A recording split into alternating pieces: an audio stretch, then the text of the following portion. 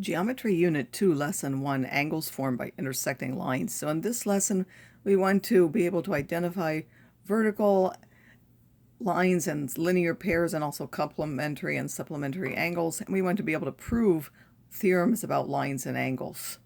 So first of all, we want to look at what a vertical angle is.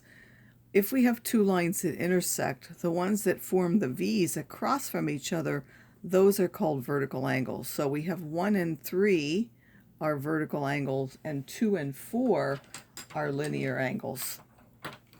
And also if they intersect, so I'm going to color this angle red, those two are vertical angles, and then these two, also the ones in blue, are vertical angles. And then if we take any one red and blue together, those form a straight line, so those are a linear pair. So what are the linear pairs there? The ones are 1 and 4 because they make up a straight line. We have 1 and 2 make up a straight line. We have 2 and 3 make up a straight line.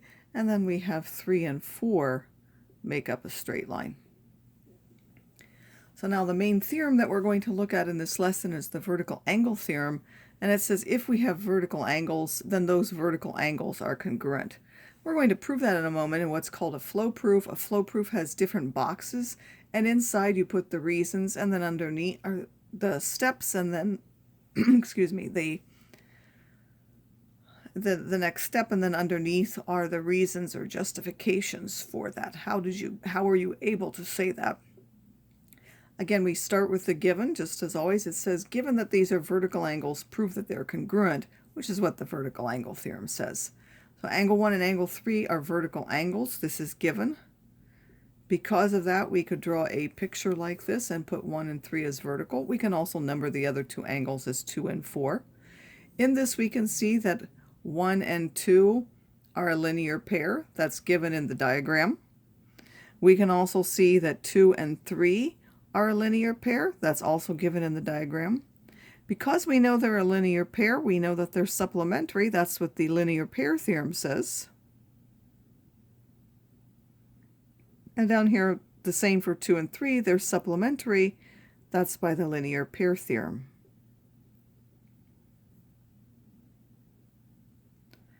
And then because they're supplementary, the definition of supplementary is they're two angles whose measures add up to 180. That's just the definition of supplementary. And here the same is true. Since angles 2 and angle 3 are supplementary, we can say that the measure of angle 2 plus the measure of angle 3 has to add up to 180, and that again is the definition of supplementary angles. Now from the flow proof, we see that we're going to combine these two statements now to get this one. How did we combine these two to get this? Well, instead of this 180, we knew measure of angle 2 plus measure of angle 3 was equal to 180. So instead of this 180, we were able to write that to get this. So that is the substitution. We substituted what we knew. So that's the substitution property of equality. And now we're going to move from this one to this one. So what do we do to go from here to here? We see the measure of angle 2's disappeared. So how did we do that? Well, we had to subtract the measure of angle 2 from both sides, so we used the subtraction property of equality. And finally, we go from the measures being equal to saying that the angles are congruent. That's simply the definition of congruent angles. Now we're going to use basically the vertical angle theorem, but also the linear pair theorem, to be able to find missing measures. So we want to be able to find here the angles 2, 3, and 4. And I'm just going to, well, let's just write it like this. We know the measure of angle 3, that has to be 146. And if we were asked to justify it, that would be by the vertical angle theorem. We also know that 2 and 4 are congruent, so we have to find one of them, and then we'll know the other one. So we would be able to say that the measure of angle 2 is equal to the measure of angle 4. And we can find what it is because we know that 2 and this 146 are a linear pair, so they have to add up to 180. So if I take 180 and subtract that 146, I will get what that other angle is, which is now 34 degrees. So both of those are 34 degrees. In the next one, what would we be able to use? What kind of angles are these? So these are vertical angles. If we were asked to justify, we would say we were using the vertical angle theorem. And that tells us that that 58 and that 3x plus 4 have to be the same. Now we can subtract 4 from both sides, and I'm going to move this over here now. This will be the 3x. If I subtract 4 from here, that's 54. So x will be equal to 18. And if we were to substitute 18 in there, we would see that this would give you 54.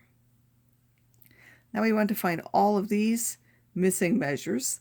That 50 isn't vertical with any by itself. If we see this box, so that tells us that one's 90.